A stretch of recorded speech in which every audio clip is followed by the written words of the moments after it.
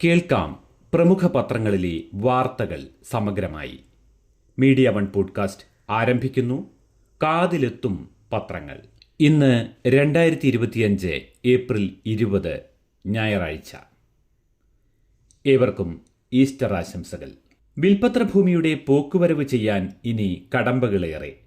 Register ചെയ്ത വിൽപ്പത്രത്തിലെ ഭൂമി പോക്കുവരവ് ചെയ്യാൻ പോലും ഇനി അവകാശികളുടെ സമ്മതം വേണം. രജിസ്റ്റർ ചെയ്യാത്ത വിൽപ്പത്രത്തിന് പോലും നിയമപ്രാബല്യം ഉണ്ടായിരിക്കെയാണ് പുതിയ നീക്കമെന്ന് മാധ്യമത്തിൽ ലീഡ് വാർത്ത. ലഹരി ഉപയോഗം സംബന്ധിച്ച ഷൈൻ ടോം ചാക്കോയെ അറസ്റ്റ് ചെയ്ത് ജാമ്യത്തിൽ വിട്ടു. പെസഹ വ്യാഴവും ദുഃഖവെള്ളിയും ഉൾപ്പെട്ട 48 മണിക്കൂറിൽ ഇസ്രായേൽ കൊന്നൊടുക്കിയത് 100ഓളം പലസ്തീൻകാരെ എന്ന വാർത്ത ദേശാഭിമാനി 1-ാം പേജിലുണ്ട്. നോക്കാം വാർത്തകൾ വിശദമായി. ലഹരി ഉപയോഗം സംബന്ധിച്ച നടനെ അറസ്റ്റ് ചെയ്തു, പിന്നീട് ജാമ്യത്തിൽ വിട്ടു. രാസലഹരിയും കഞ്ചാവും ഉപയോഗിക്കാറുണ്ടെന്ന് നടന്റെ മൊഴി മറ്റന്നാൾ വീണ്ടും ഹാജരാകണം. കൊച്ചി. ഒരു പകൽ നീണ്ട ചോദ്യം ചെയ്യലിനൊടുവിൽ നടൻ ഷൈൻ ടോം ചാക്കോയെ ലഹരി കേസിൽ പോലീസ് അറസ്റ്റ് ചെയ്തു. വാണിജ്യ അളവിലുള്ള ഉപയോഗം കണ്ടെത്താനാകാത്തതിനാൽ വൈകിട്ട് 5:30 സ്റ്റേഷൻ ജാമ്യത്തിൽ വിട്ടു. ലഹരി ഉപയോഗിക്കാനായുള്ള ഗൂഢാലോചന, തെളിവ് നശിപ്പിക്കൽ എന്നീ കുറ്റങ്ങളാണ് ചുമത്തിയിട്ടുള്ളത്. ബുധനാഴ്ച രാത്രി കലൂരിലെ ഹോട്ടൽ മുറിയിൽ നിന്ന് പോലീസിനെ വെട്ടിച്ച് ജനലിലൂടെ കടന്നുകളഞ്ഞ നടനെ നോട്ടീസ് നൽകി വിളിച്ചു വരുത്തുകയായിരുന്നു. ഷൈനിനൊപ്പം ഹോട്ടൽ മുറിയിലുണ്ടായിരുന്ന മേക്കപ്പ് മാൻ മലപ്പുറം കൽപ്പകഞ്ചേരി സ്വദേശി അഹമ്മദ് മുർഷാദ് 2-ാം പ്രതിയാണ്. ഇരുവരും ലഹരി ഉപയോഗിക്കാനായാണ് ഹോട്ടലിൽ ഒത്തുകൂടിയതെന്നും പോലീസ് എത്തിയപ്പോൾ ഷൈൻ 3-ാം നിലയിലെ ജനൽ വഴി സ്വിമ്മിംഗ് പൂളിലേക്ക് ചാടി കടന്നുകളഞ്ഞത് തെളിവ് നശിപ്പിക്കാനാണെന്നും എഫ്ഐആറിലുണ്ട്. 22-ന് വീണ്ടും ചോദ്യം ചെയ്യലിന് നോർത്ത് സ്റ്റേഷനിൽ ഹാജരാകണം. ലഹരി സംഘങ്ങളുമായി ബന്ധമുണ്ടോയെന്ന് അറിയാൻ ഇതിനു മുൻപ് ഷൈനിന്റെ ബാങ്ക് അക്കൗണ്ട്, മൊബൈൽ ഫോൺ വിവരങ്ങൾ എന്നിവ ശേഖരിക്കാനാണ് പോലീസിന്റെ ശ്രമം. ഇന്നലെ ഉച്ചകഴിഞ്ഞ് 3:30 നോർത്ത് സ്റ്റേഷനിൽ എത്തുമെന്ന് കരുതിയിരുന്ന ഷൈൻ രാവിലെ 10-ന് തന്നെ എത്തി. ACPമാരായ C Jayakumar, P Rajeev Kumar, KA Abdul Salam എന്നിവരുടെ പല ചോദ്യങ്ങൾക്കു മുന്നിലും ആദ്യം മൗനം. പോലീസ് തെളിവുകൾ നിരത്തിയതോടെ സഹകരിക്കുകയായിരുന്നു. ആരോ ആക്രമിക്കാൻ വന്നതാണെന്നു ഭയന്നാണ് ഹോട്ടലിൽ നിന്ന് കടന്നു കളഞ്ഞതെന്നും പൊള്ളാച്ചിയിലേക്കാണ് പോയതെന്നുമാണ് മൊഴി. ബുധനാഴ്ച ഹോട്ടലിൽ വെച്ച് ലഹരി ഉപയോഗിച്ചിട്ടില്ലെന്നും വാദിച്ചു. അതേസമയം രാസലഹരിയും കഞ്ചാവും ഉപയോഗിക്കാറുണ്ടെന്നും 1 മാസത്തിനിടെ ഇവ രണ്ടും ഉപയോഗിച്ചിട്ടുണ്ടെന്നും ഒടുവിൽ സമ്മതിച്ചു. ഇതോടെയാണ് ലഹരി ഉപയോഗത്തിന് കേസെടുത്തത്. കൂത്താട്ടുകുളത്തെ ലഹരി വിമോചന കേന്ദ്രത്തിൽ 12 ദിവസം ചികിത്സ തേടിയിട്ടുണ്ടെന്നും അറിയിച്ചു. സൂത്രവാക്യം സിനിമയുടെ സെറ്റിൽ വെച്ച് താൻ മോശമായി പെരുമാറിയെന്ന നടി വിൻസി സംവിധായകനെയോ നിർമ്മാതാവിനെയോ അറിയിച്ചിട്ടില്ലെന്നും പരാതിക്ക് പിന്നിൽ ഈഗോ പ്രശ്നങ്ങളാണെന്നുമാണ് ഷൈനിന്റെ മൊഴി. ജാമ്യം ലഭിക്കുമെന്ന് വ്യക്തമായതോടെ ഷൈനിന്റെ മാതാപിതാക്കളും സഹോദരനും സ്റ്റേഷനിൽ എത്തിയിരുന്നു. ഇനി മാധ്യമത്തിന്റെ ലീഡ് വാർത്തയിലേക്കാണ്. പോക്കുവരവ് എളുപ്പമാകില്ല. വിൽപ്പത്രപ്രകാരമുള്ള ഭൂമി പോക്കുവരവ് ചെയ്യാൻ ഇനി കടമ്പകളേറെ. സബ് രജിസ്ട്രാർ ഓഫീസിൽ രജിസ്റ്റർ ചെയ്ത വിൽപ്പത്രത്തിലെ ഭൂമി പോക്കുവരവ് ചെയ്യാൻ പോലും ഇനി അവകാശികളുടെ സമ്മതം കൂടി വേണം. രജിസ്റ്റർ ചെയ്യാത്ത വിൽപ്പത്രത്തിനു പോലും നിയമപ്രാബല്യം ഉണ്ടായിരിക്കെയാണ് രജിസ്റ്റർ ചെയ്തതിന്റെ കാര്യത്തിൽ ഏറെ പോക്കും വരവും വേണ്ടിവരുന്നത്. വിൽപ്പത്രം എഴുതിയയാളുടെ മരണ സർട്ടിഫിക്കറ്റിനൊപ്പം അസൽ വിൽപ്പത്രം, സർട്ടിഫൈഡ് കോപ്പി, ബാധ്യതാ സർട്ടിഫിക്കറ്റ്, ലിസ്റ്റ് സർട്ടിഫിക്കറ്റ് എന്നിവയടക്കം വില്ലേജ് ഓഫീസർക്ക് അപേക്ഷ നൽകിയാൽ ഭൂമി പോക്കുവരവ് ചെയ്ത് ഭൂനികുതി ഈടാക്കുന്നതാണ് നിലവിലെ രീതി. ഇനി വിൽപ്പത്രം എഴുതിവെച്ചയാളുടെ അനന്തരാവകാശ സർട്ടിഫിക്കറ്റും അപേക്ഷയ്ക്കൊപ്പം നൽകണം. ഇതിൽ പറയുന്നവർക്ക് നോട്ടീസ് അയച്ച് അവരുടെ സമ്മതം കൂടി ഉണ്ടെങ്കിലേ പോക്കുവരവ് സാധ്യമാകൂ. വിൽപ്പത്രപ്രകാരമുള്ള ഭൂമിയിൽ ഇവർ അവകാശമുന്നയിച്ചാൽ പോക്കുവരവ് നടപടി നിർത്തിവെക്കുകയും ഭൂനികുതി ഈടാക്കുന്നത് മരവിപ്പിക്കുകയും ചെയ്യും. ആക്ഷേപം ഉന്നയിക്കുന്നവർ കോടതിയെ സമീപിച്ചാൽ വ്യവഹാര നടപടികളിലേക്ക് നീങ്ങും. ഹൈക്കോടതി അടുത്തിടെ നടത്തിയ വിധിയെ തുടർന്നാണ് വിൽപ്പത്രപ്രകാരമുള്ള ഭൂമി പോക്കുവരവ് ചെയ്യാൻ അവകാശികളുടെ സമ്മതവും കൂടി വേണമെന്ന് റവന്യൂ വകുപ്പ് നിർദ്ദേശം നൽകിയത്.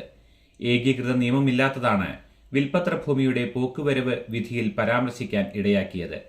വിൽപ്പത്രപ്രകാരം കിട്ടിയ വസ്തുവകകൾ പണയപ്പെടുത്തി വായ്പ നൽകുന്നതിലും ധനകാര്യ സ്ഥാപനങ്ങൾ പിടിമുറുക്കി.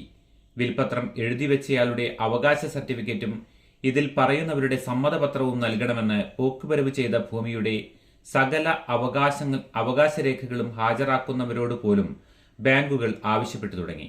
ജീവിതകാലം ആർജിച്ചതും കുടുംബപരമായി കിട്ടിയതുമായ സ്വത്തുക്കൾ കാലശേഷം സംരക്ഷിക്കുന്നവർക്ക് തന്നെ ലഭിക്കുന്നതിനും പിന്തുടർച്ചാവകാശികൾ തമ്മിൽ തർക്കമുണ്ടാകാതിരിക്കുന്നതിനുമാണ് ഭൂ ഉടമകൾ വിൽപത്രം എഴുതുന്നത്. ധനനിശ്ചയം ഉൾപ്പെടെ ആധാരമായി രജിസ്റ്റർ ചെയ്താൽ സ്റ്റാമ്പ് ഡ്യൂട്ടിയും രജിസ്ട്രേഷൻ ഫീസുമായി വലിയ തുക ചെലവാകുമെന്നതും വിൽപത്രം രജിസ്റ്റർ ചെയ്യാൻ കാരണമാണ്. ഇനി ദേശാഭിമാനിയിലെ വാർത്തയിലേക്കാണ്. അഭയമറ്റ് ഗാസ. ഗസയിൽ വംശഹത്യ തുടരുന്ന ഇസ്രായേൽ പെസഹ വ്യാഴവും ദുഃഖവെള്ളിയും ഉൾപ്പെട്ട 48 മണിക്കൂറിൽ 100ഓളം പലസ്തീൻകാരെ കൊന്നൊടുക്കി.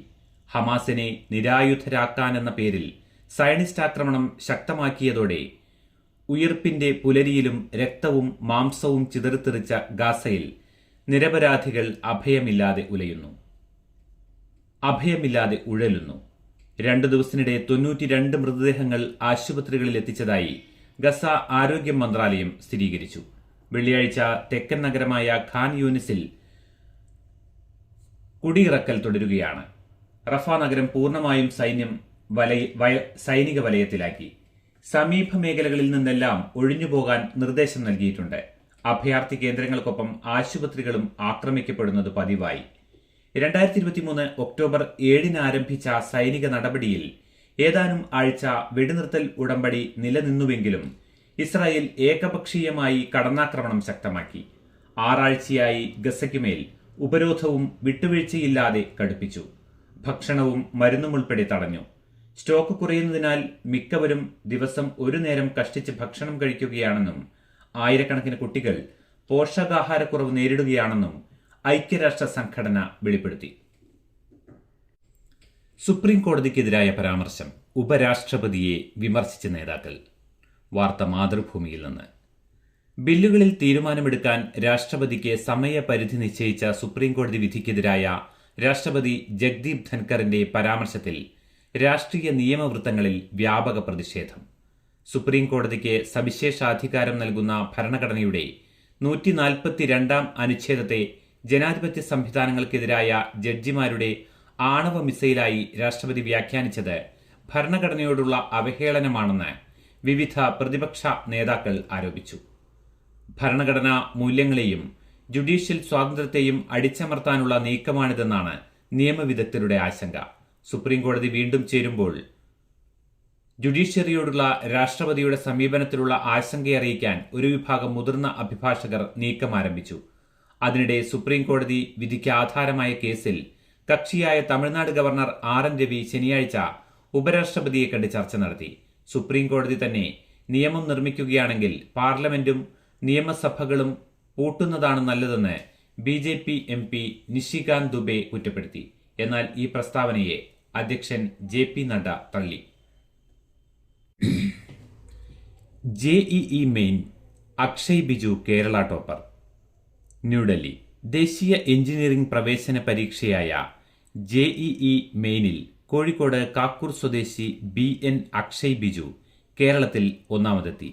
JEE മെയിൻ 2ാം സെഷന്റെ ഫലവും അന്തിമ ഫലവും ദേശീയ പരീക്ഷാ ഏജൻസി NTA പുറത്തുവിട്ടു.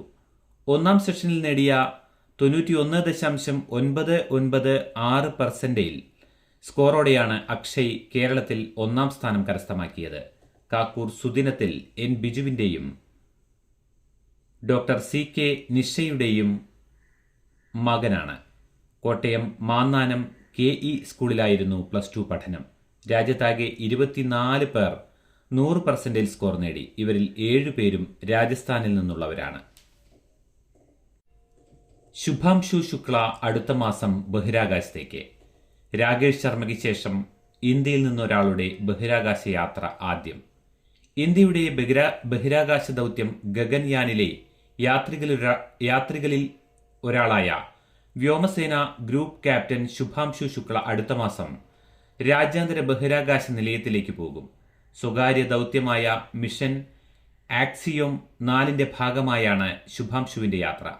4 പതിറ്റാണ്ടിന് ശേഷമാണ് ഇന്ത്യയിൽ നിന്നൊരാൾ ബഹിരാകാശ യാത്രയ്ക്കൊരുങ്ങുന്നത്. 1984 രാകേഷ് ശർമ്മ ബഹിരാകാശ യാത്ര നടത്തിയിരുന്നു. 2003 ജൂണിൽ പ്രധാനമന്ത്രി നരേന്ദ്രമോദി US സന്ദർശിച്ചപ്പോഴാണ് ഇന്ത്യൻ യാത്രികനെ ISSൽ എത്തിക്കുന്നതിന് ധാരണയായത്. ശുഭാംശു ശുക്ലയ്ക്ക് പോകാൻ കഴിയാതെ വന്നാൽ മലയാളിയായ ഗ്രൂപ്പ് ക്യാപ്റ്റൻ പാലക്കാട് തിരുവാഴിയോട് സ്വദേശി പ്രശാന്ത് ബാലകൃഷ്ണൻ നായരാകും യാത്ര നടത്തുക. അടുത്ത വർഷത്തെ ഗഗൻയാൻ ദൗത്യത്തിൽ ഇവർ രണ്ടുപേർക്കും പുറമെ ഗ്രൂപ്പ് ക്യാപ്റ്റന്മാരായ അജിത് കൃഷ്ണൻ, അങ്കദ് പ്രതാപ് എന്നിവരുമുണ്ട്. ഡൽഹിയിൽ കെട്ടിടം തകർന്ന് 11 മരണം. മരിച്ചവരിൽ 4 കുട്ടികളും. മുസ്തഫാബാദ് 4 നില കെട്ടിടം തകർന്നു വീണ് 4 കുട്ടികൾ ഉൾപ്പെടെ 11 പേർ മരിച്ചു. 11 പേർക്ക് പരിക്കേറ്റു. വടക്ക് കിഴക്കൻ ഡൽഹിയിൽ മുസ്തഫാബാദിലെ ശക്തിവിഹാർ 1-ാം നമ്പർ ഗലിയിൽ പുലർച്ചെ 3 മണിക്കായിരുന്നു അപകടം. കെട്ടിട ഉടമ തെഹ്സിനും അപകടത്തിൽ മരിച്ചു. ഗുരുതര പരിക്കേറ്റ 5 പേർ GTB ആശുപത്രിയിൽ ചികിത്സയിലാണ്. 6 പേരെ പ്രാഥമിക ചികിത്സയ്ക്ക് ശേഷം വിട്ടയച്ചു. വിശദമായ അന്വേഷണം നടത്താൻ മുഖ്യമന്ത്രി രേഖ ഗുപ്ത നിർദ്ദേശിച്ചു. കെട്ടിടത്തിന്റെ താഴത്തെ നിലയിലെ ഇടഭിത്തി പൊളിച്ചു നീക്കിയതാണ് അപകട കാരണമെന്നാണ് പ്രദേശവാസികൾ പറഞ്ഞത്. ഭിത്തി പൊളിച്ചപ്പോൾ പകരം താങ്ങായി തൂണുകൾ നിർമ്മിച്ചില്ലെന്നും പറയുന്നു. കേന്ദ്രം അറിയിക്കുന്നു, ഉപഗ്രഹ ടോൾ മേയിൽ വരില്ല. UPI ഇടപാടിന് GST ചുമത്തില്ല. ന്യൂഡൽഹി മെയ് 1 മുതൽ ഉപഗ്രഹാധിഷ്ഠിത ടോൾ രീതി നടപ്പാക്കുമെന്ന പ്രചാരണം അടിസ്ഥാനരഹിതമാണെന്ന് കേന്ദ്ര ഗതാഗത മന്ത്രാലയം അറിയിച്ചു. നിലവിലെ ഫാസ്ടാഗ് സംവിധാനം മാറുമെന്നായിരുന്നു പ്രചാരണം. ഉപഗ്രഹ ടോൾ നടപ്പാക്കും മുൻപ് തിരഞ്ഞെടുക്കപ്പെട്ട ടോളുകളിൽ ഓട്ടോമാറ്റിക് നമ്പർ പ്ലേറ്റ് റെക്കഗ്നിഷൻ സംവിധാനം ആരംഭിക്കുമെന്ന് സർക്കാർ അറിയിച്ചു. ടോൾ പ്ലാസയിൽ വാഹനം നിർത്താതെ തന്നെ നമ്പർ പ്ലേറ്റ് തിരിച്ചറിഞ്ഞ് ഫാസ്ടാഗിൽ നിന്ന് പണം ഈടാക്കും. അതിനുള്ള നടപടികളും പുരോഗമിക്കുന്നതേയുള്ളൂ. UPI ഇടപാടിന് GST ചുമത്തില്ല. 2000 രൂപയിലേറെയുള്ള UPI ഇടപാടുകൾക്ക് GST ചുമത്തുമെന്ന പ്രചാരണവും അടിസ്ഥാനരഹിതമാണെന്ന് കേന്ദ്ര പരോക്ഷ നികുതി ബോർഡ് അറിയിച്ചു. പണമിടപാടുകൾക്ക് വ്യാപാരികളിൽ നിന്ന് ഈടാക്കുന്ന മർച്ചന്റ് ഡിസ്കൗണ്ട് റേറ്റിന് മേൽ GST ചുമത്താറുണ്ടെങ്കിലും 2020 ജനുവരി മുതൽ UPI ഇടപാടിൽ ഇത് ഈടാക്കിയിരുന്നില്ല. അതുകൊണ്ട് തന്നെ ഇവയ്ക്ക് GSTയും ബാധകമല്ല. UPI ഇടപാടുകൾ പ്രോത്സാഹിപ്പിക്കാൻ സർക്കാർ പ്രതിജ്ഞാബദ്ധമാണെന്നും CBIC വ്യക്തമാക്കി. ഖജനാവ് നിറച്ച് RT ഓഫീസ്. കഴിഞ്ഞ സാമ്പത്തിക വർഷം സമാഹരിച്ചത് 7,765.99 കോടി രൂപ. കഴിഞ്ഞ സാമ്പത്തിക വർഷം ഖജനാവിലേക്ക് മികച്ച സംഭാവന നൽകി എറണാകുളം RT ഓഫീസ്. 765.99 കോടിയാണ് ഈ കാലയളവിൽ സമാഹരിച്ചത്. വാഹന നികുതി, നിയമലംഘനങ്ങൾക്കുള്ള പിഴ, ഫാൻസി നമ്പർ, ലേലം, വിവിധ ഫീസ് നിരക്കുകൾ തുടങ്ങിയ ഇനത്തിലാണ് കഴിഞ്ഞ സാമ്പത്തിക വർഷം ഇത്രയും തുക എറണാകുളം RTOയുടെ പരിധിയിൽ നിന്ന് പിരിക്കാനായത്. മറ്റ് RTO ഓഫീസുകളിലും ഇതിന് സമാനമായി വലിയ തുക തന്നെയാണ് ഖജനാവിലേക്ക് ഇത്തരം ഓഫീസുകൾ എത്തിച്ചത്. പ്രത്യാശയുടെ സന്ദേശവുമായി ഇന്ന് ഈസ്റ്റർ ആഘോഷം. ദേവാലയങ്ങളിൽ ഇന്നലെ രാത്രിയോടെ ഈസ്റ്റർ ശുശ്രൂഷകൾ ആരംഭിച്ചു. മരണത്തോളം ഉയരുന്ന പ്രതിസന്ധികൾക്കപ്പുറം ഉയിർപ്പുണ്ട് എന്ന പ്രത്യാശയുടെ സന്ദേശവുമായി ക്രിസ്ത്യാനികൾ ഇന്ന് ഈസ്റ്റർ ആഘോഷിക്കുന്നു. കഠോരമായ വേദനകളുടെയും പീഡനങ്ങളുടെയും ദുഃഖവെള്ളി പഴങ്കഥ, പ്രകാശപൂരിതമായ ഉയിർപ്പ് ഹൃദയങ്ങളെ പൊതിയുന്ന വിശുദ്ധി നിറഞ്ഞ ദിനത്തിന്റെ ആഘോഷത്തിലേക്ക് ക്രിസ്ത്യൻ സമൂഹം കടന്നു. യേശു കടന്നുപോയ വേദനകളുടെയും പീഡനങ്ങളുടെയും അനുസ്മരണവുമായി ദുഃഖവെള്ളി, ദുഃഖശനി ദിനങ്ങളിലെ ശുശ്രൂഷകൾക്ക് ശേഷം ഇന്നലെ രാത്രിയോടെ ദേവാലയങ്ങളിൽ ഈസ്റ്റർ ശുശ്രൂഷകൾ ആരംഭിച്ചു. മരണത്തെ ജയിച്ച മനുഷ്യപുത്രന് സ്തുതികീർത്തനങ്ങളുമായി ദേവാലയങ്ങളിൽ ഗാനങ്ങളും പള്ളിമണികളും മുഴങ്ങി. യേശുവിന്റെ ഉയിർപ്പ് അനുസ്മരിപ്പിച്ച് ദേവാലയങ്ങളിൽ ദൃശ്യാവിഷ്കാരങ്ങളും നടന്നു. വിശ്വാസികൾ പരസ്പരം ഈസ്റ്റർ ആശംസകൾ നേർന്നു. ഇതോടെ വ്രതാനുഷ്ഠാനങ്ങളുടെ ദിവസങ്ങളിൽ നിന്ന് ആഘോഷത്തിന്റെ ദിനത്തിലേക്ക് ക്രൈസ്തവർ കടന്നു. മത്സ്യമാംസാദികൾ വർജിച്ചും ഇഷ്ടങ്ങളെ ഒഴിവാക്കിയും പ്രാർത്ഥനകളിലും ദാനധർമ്മങ്ങളിലും മുഴുകിയുമാണ് വിശ്വാസികൾ ഉയിർപ്പിനായി ഒരുങ്ങിയത്. ഇങ്ങനെ നീളുന്നു മനോരമയിലെ വാർത്ത. അഭയാരണ്യത്തിൽ 1 ദിവസം പ്രായമുള്ള ആനക്കുട്ടി. പ്രസവിച്ചയുടൻ ഉപേക്ഷിക്കപ്പെട്ട നിലയിൽ കണ്ടെത്തിയ പിടിയാനയെ രക്ഷപ്പെടുത്താൻ തീവ്ര ശ്രമം. പെരുമ്പാവൂർ കോടനാട് അഭയാരണ്യത്തിൽ 1 ദിവസം പ്രായമുള്ള ആനക്കുട്ടി അതിഥിയായെത്തി. Kaprikkad minor lift irrigation pump ഹൌസിന് സമീപം പ്രസവിച്ചയുടൻ ഉപേക്ഷിക്കപ്പെട്ട നിലയിലാണ് പിടിയാനക്കുട്ടിയെ കണ്ടെത്തിയത്. ഇന്നലെ രാവിലെയാണ് ലിഫ്റ്റ് ഇറിഗേഷൻ കെട്ടിടത്തിനും കലുങ്കിനുമിടയിൽ കിടന്ന നിലയിൽ കുട്ടിയാനയെ വനംവകുപ്പ് വാച്ചർ കണ്ടത്. അഭയാരണ്യത്തിൽ നിന്ന് 1.5 കിലോമീറ്റർ അകലെയാണിത്. അവിടെ കൂടുണ്ടാക്കി ചികിത്സിക്കാൻ ശ്രമിച്ചെങ്കിലും ആരോഗ്യം മോശമായതിനാൽ അഭയാരണ്യത്തിലെ ആന ക്യാമ്പിലെ മെഡിക്കൽ റൂമിലേക്ക് കൊണ്ടുവന്നു. രക്ഷപ്പെടുത്താൻ കഴിയാത്തതുകൊണ്ടോ ആരോഗ്യസ്ഥിതി മോശമായതുകൊണ്ടോ ആനക്കൂട്ടം ഉപേക്ഷിച്ചതാകുമെന്നാണ് വനംവകുപ്പ് ഉദ്യോഗസ്ഥരുടെ നിഗമനം. വെള്ളിയാഴ്ച രാവിലെ പ്രസവം നടന്നതായിട്ടാണ് കരുതുന്നത്. മുലപ്പാൽ കുടിക്കാത്തതിനാൽ ആരോഗ്യസ്ഥിതി മോശമാണ്. രക്ഷപ്പെടുത്താനുള്ള തീവ്ര ശ്രമത്തിലാണ് വനം വകുപ്പ് ഡോക്ടർമാർ. എമ്പുരാന് 325 കോടിയുടെ ബിസിനസ്. എമ്പുരാൻ സിനിമ 30 ദിവസം കൊണ്ട് 325 കോടിയുടെ ബിസിനസ് നടത്തിയതായി സംവിധായകൻ പൃഥ്വിരാജ്. ചിത്രത്തിന്റെ അണിയറക്കാരുടെ ചിത്രങ്ങൾ സഹിതമാണ് പോസ്റ്റർ റിലീസ് ചെയ്തത്. മലയാള സിനിമയുടെ ചരിത്രത്തിൽ തന്നെ ആദ്യമായാണ് ഒരു സിനിമ ഇത്ര വേഗം 325 കോടി നേടുന്നതെന്നും അണിയറക്കാർ പറയുന്നു. സിനിമയുടെ ആഗോള കളക്ഷനും സാറ്റലൈറ്റ് OTT അവകാശത്തിലൂടെ ലഭിച്ച തുകയും ചേർത്തുള്ള തുകയാണിത്. തിരക്കഥാകൃത്ത് മുരളി ഗോപി, നിർമ്മാതാക്കളായ ആന്റണി പെരുമ്പാവൂർ, ഗോകുലം ഗോപാലൻ, നായകനായ മോഹൻലാൽ എന്നിവർക്കൊപ്പം നിൽക്കുന്ന സക്സസ് ചിത്രമാണ് പൃഥ്വിരാജ് പങ്കുവച്ചത്. ഈ മാസം 24-ന് ചിത്രം ജിയോ ഹോട്ട്സ്റ്റാറിൽ സ്ട്രീമിംഗ് ആരംഭിക്കും. അണിയറ പ്രവർത്തകർ തന്നെയാണ് ഇക്കാര്യം സ്ഥിരീകരിച്ചത്. മാർച്ച് 27-നായിരുന്നു ചിത്രം ആഗോള റിലീസായി പ്രദർശനത്തിനെത്തിയത്. ഏറ്റവും വേഗം 200 കോടി ക്ലബിലെത്തുന്ന സിനിമയായും ചിത്രം മാറുകയുണ്ടായി. തിയേറ്ററിലെത്തി 1 മാസം പൂർത്തിയാകും മുൻപാണ് OTT റിലീസ്.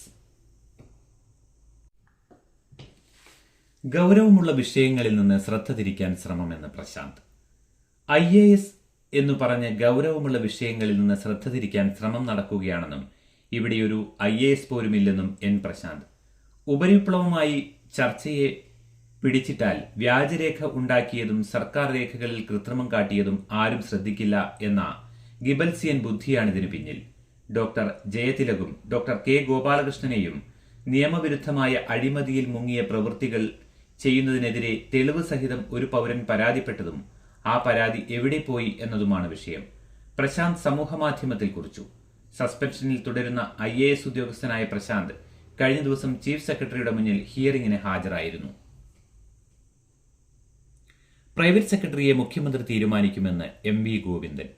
മുഖ്യമന്ത്രിയുടെ പ്രൈവറ്റ് സെക്രട്ടറി ആരാകണമെന്ന് അദ്ദേഹമാണ് തീരുമാനിക്കേണ്ടതെന്നും പാർട്ടിക്ക് നിർദ്ദേശമൊന്നുമില്ലെന്നും CPM സംസ്ഥാന സെക്രട്ടറി MV ഗോവിന്ദൻ. പുതിയ പ്രൈവറ്റ് സെക്രട്ടറി പാർട്ടിക്കാരനായിരിക്കുമോ അതോ ഉദ്യോഗസ്ഥനായിരിക്കുമോ എന്നെല്ലാം മുഖ്യമന്ത്രിയാണ് പറയേണ്ടത്. മുഖ്യമന്ത്രിയുടെ ചീഫ് പ്രിൻസിപ്പൽ സെക്രട്ടറി KM എബ്രഹാമുമായി ബന്ധപ്പെട്ടുണ്ടായ വിവാദങ്ങൾ പാർട്ടി ചർച്ച ചെയ്തിട്ടില്ല. ഒരാൾ ആരോപണമുന്നയിച്ചാൽ ചർച്ച ചെയ്യേണ്ട കാര്യമില്ല. കാര്യങ്ങളിൽ വ്യക്തത വന്ന ശേഷം പ്രതികരിക്കാം. നിലമ്പൂർ ഉപതെരഞ്ഞെടുപ്പിൽ LDFന്റെ സ്ഥാനാർത്ഥിയാക്കാൻ മറുവശത്ത് നിന്ന് ആരെയും കാത്തിരിക്കേണ്ട ആവശ്യമില്ല. സ്ഥാനാർത്ഥിയാക്കാൻ ജനകീയ അംഗീകാരമുള്ളവർ അവിടെ തന്നെയുണ്ട്. പാർട്ടി ചിഹ്നത്തിൽ മത്സരിക്കണമോ എന്നതൊന്നും തീരുമാനിച്ചിട്ടില്ല. മുന്നൊരുക്കങ്ങളെല്ലാം നടത്തിക്കഴിഞ്ഞു. തിരഞ്ഞെടുപ്പ് പ്രഖ്യാപനം വന്നാൽ സ്ഥാനാർത്ഥിയെ പ്രഖ്യാപിക്കാനാകും. UDFൽ നിന്ന് ആരെയെങ്കിലും അടർത്തിയെടുക്കാൻ ശ്രമിക്കുന്നുവെന്ന് അവർ പറയുന്നത് അങ്ങനെയൊരു ആശങ്കയുള്ളതുകൊണ്ടാണ്. അവർക്കിടയിൽ തർക്കമാണ്. PV അൻവറിന്റെ കാര്യത്തിൽ ഒരു ഉത്കണ്ഠയുമില്ലെന്നും ഗോവിന്ദൻ പറഞ്ഞു. നിലമ്പൂർ ഉപതെരഞ്ഞെടുപ്പ് സംസ്ഥാന സർക്കാരിന്റെ വിലയിരുത്തലാകുമോ എന്ന ചോദ്യത്തിന് അതൊന്നും ഇപ്പോൾ പറയാനാകില്ലെന്നും 1 വർഷം കൂടിയുള്ള സർക്കാരിന്റെ വിലയിരുത്തലായിട്ട് എന്തു കാര്യമെന്നുമായിരുന്നു മറുപടി. 23-ന് CPMന്റെ പുതിയ സംസ്ഥാന കമ്മിറ്റി ഓഫീസ് ഉദ്ഘാടനത്തിൽ ജനറൽ സെക്രട്ടറി MA ബേബി ഉൾപ്പെടെയുള്ള നേതാക്കളും മുന്നണിയിലെ ഘടകകക്ഷി നേതാക്കളും രക്തസാക്ഷി കുടുംബാംഗങ്ങളും അടക്കം പങ്കെടുക്കുമെന്ന് അദ്ദേഹം വ്യക്തമാക്കി. വൈദ്യുത ലൈനുകൾ ഭൂഗർഭ കേബിളുകളിലേക്ക് മാറുന്നു. നടപ്പാക്കുന്നത് തിരുവനന്തപുരം, കൊച്ചി, കോഴിക്കോട് നഗരങ്ങളിൽ. വൈദ്യുതി വിതരണ ശൃംഖല ഏകീകരിക്കുന്നതിന്റെ ഭാഗമായി തിരുവനന്തപുരം, കൊച്ചി, കോഴിക്കോട് നഗരങ്ങളിൽ പോസ്റ്റുകളിലൂടെ വലിച്ചുള്ള വൈദ്യുതി വിതരണ ലൈനുകൾ ഭൂഗർഭ കേബിളുകളിലേക്ക് മാറ്റും. നിലവിലെ വൈദ്യുതി തൂണുകൾ, കേബിളുകൾ ഉൾപ്പെടെയുള്ളവ പൊതുജനങ്ങൾക്ക് ബുദ്ധിമുട്ടുണ്ടാക്കുന്ന സാഹചര്യം ഒഴിവാക്കുകയാണ് ലക്ഷ്യം. High tension, low tension, overhead ലൈനുകൾക്ക് പകരം underground cable, aerial bunched cable, ring main unit system തുടങ്ങിയവയായി മാറും. വിതരണ ശൃംഖല നവീകരിക്കാനുള്ള RDSS പദ്ധതിയിൽ ഇതിനായി 176.58 കോടി രൂപയുടെ പുതുക്കിയ എസ്റ്റിമേറ്റ് സമർപ്പിച്ചിട്ടുണ്ട്. ഇതോടൊപ്പം LT കണക്ഷനുമായി ബന്ധപ്പെട്ട വൈദ്യുതി മീറ്ററുകൾ ഉപയോക്താവിന്റെ പരിസരത്ത് നിന്ന് പുറത്തേക്ക് മാറ്റി സ്ഥാപിക്കും. വൈദ്യുതി മോഷണവും ഉപയോക്താക്കൾക്കുണ്ടാകുന്ന ബുദ്ധിമുട്ടുകളും ഒഴിവാക്കാനിത്. പദ്ധതി നടപ്പാക്കുന്നതോടെ തിരുവനന്തപുരം, കൊച്ചി, കോഴിക്കോട് നഗരങ്ങളിൽ ആധുനിക നിലവാരമുള്ള വിതരണ ശൃംഖലയിലേക്ക് മാറ്റും. വൈദ്യുതി വിതരണം മെച്ചപ്പെട്ട സുസ്ഥിര സംവിധാനമായി മാറുകയും പദ്ധതി നടപ്പാക്കുന്ന മേഖലയിലെ വൈദ്യുതി വിതരണം പൂർണ്ണമായും തടസ്സമില്ലാത്തതായി മാറുകയും ചെയ്യും. വിതരണ ശൃംഖല കൂടുതൽ സുരക്ഷിതമാകുമെന്നും KSEB അറിയിച്ചു. ഖലിസ്ഥാൻ ഭീകരൻ ഹർപ്രീത് സിംഗ് US-ൽ അറസ്റ്റിൽ. പഞ്ചാബിൽ 2 ഭീകര ഗ്രൂപ്പുകളെ തകർത്തു. ന്യൂയോർക്ക്, ചണ്ഡീഗഡ്. US-ൽ അറസ്റ്റിലായ ഖലിസ്ഥാൻ ഭീകരൻ ഹർപ്രീത് സിംഗിനെ വിട്ടുകിട്ടാൻ ഇന്ത്യ ശ്രമം തുടങ്ങി. പാകിസ്ഥാൻ ചാരസംഘടനയായ ISIയുമായും നിരോധിത ഖലിസ്ഥാൻ സംഘടന ബബ്ബർ ഖൽസ ഇന്റർനാഷണലുമായും ബന്ധപ്പെട്ട ഹർപ്രീത് പഞ്ചാബിൽ ഒട്ടേറെ ഭീകരാക്രമണ കേസുകളിൽ പിടികിട്ട പുള്ളിയാണ്. കാലിഫോർണിയയിലെ സാക്രമെന്റോയിലാണ് ഇയാൾ FBI-യുടെ പിടിയിലായത്. രാജ്യാന്തര ഭീകര സംഘടനകളുമായി ബന്ധപ്പെട്ടുള്ള ഹർപ്രീത് US-ൽ അനധികൃതമായി പ്രവേശിച്ച് അധികൃതരുടെ കണ്ണുവെട്ടിച്ച് നടക്കുകയായിരുന്നുവെന്നും FBI വ്യക്തമാക്കി.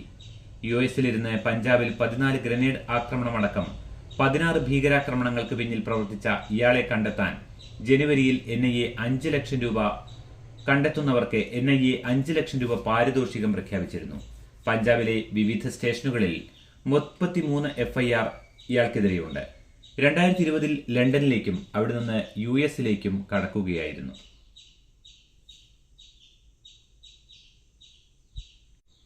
മന്ത്രിസഭാ വാർഷികം. ജില്ല തോറും 7 ദിവസത്തെ മേള. 100 കോടിയുടെ ആഘോഷം. പന്തലിനു മാത്രം 42 കോടി. നിർമ്മാണ ചുമതല ഊരാളുങ്കൽ സൊസൈറ്റിയുടെ കീഴിലുള്ള സ്ഥാപനത്തിന്. ആലപ്പുഴ. സംസ്ഥാന മന്ത്രിസഭയുടെ 4ാം വാർഷികം ആഘോഷിക്കാൻ സർക്കാർ 100 കോടിയിലേറെ രൂപ ചെലവിടും. നാളെ കാസർഗോഡ് ആരംഭിച്ച് മെയ് 23-ന് തിരുവനന്തപുരത്ത് അവസാനിക്കുന്ന വിധമാണ് എല്ലാ ജില്ലയിലും എന്റെ കേരളം എന്ന പേരിൽ 7 ദിവസത്തെ പ്രദർശന വിപണന മേള സംഘടിപ്പിച്ചിരിക്കുന്നത്.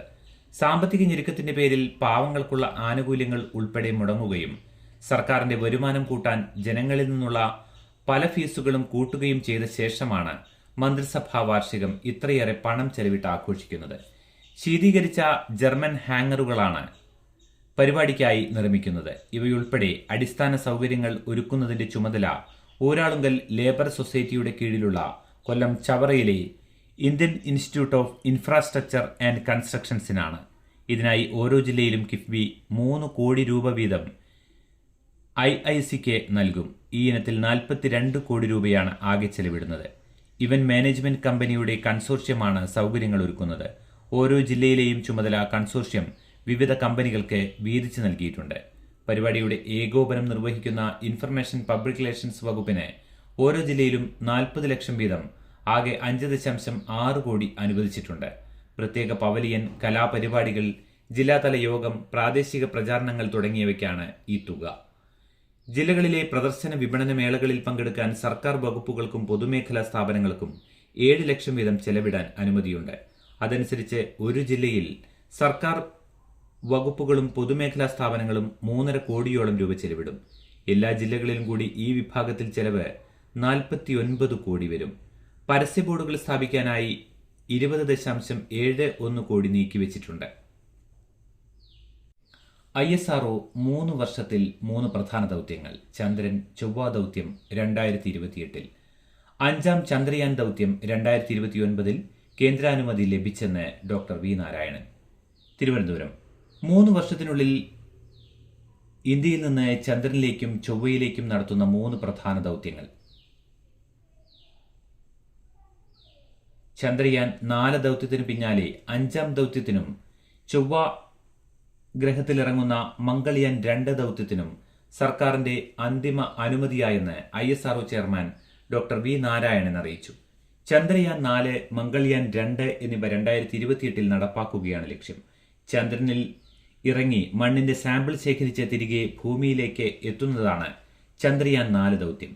ജപ്പാൻ എയ്റോസ്പേസ് എക്സ്പ്ലോറേഷൻ ഏജൻസിയുടെ സഹകരണത്തോടെയാണ് 5ാം ചന്ദ്രയാൻ ദൗത്യമായ ചാന്ദ്രധ്രുവ പര്യവേഷണ പദ്ധതി ഇന്ത്യ ഇതുവരെ ചന്ദ്രനിലേക്ക് എത്തിച്ചതിൽ വെച്ച് ഏറ്റവും ഭാരമേറിയ ലാൻഡറും റോവറുമാകും ഇതിനെ ഉപയോഗിക്കുകയെന്ന് ഡോക്ടർ നാരായണൻ പറഞ്ഞു. 2028-29 ഈ ദൗത്യം നടപ്പാക്കുക. ഇതോടെ ഇന്നത്തെ കാതിലെത്തും പത്രങ്ങൾ സമാപിക്കുന്നു. ഇനി നാളെ. നന്ദി, നമസ്കാരം.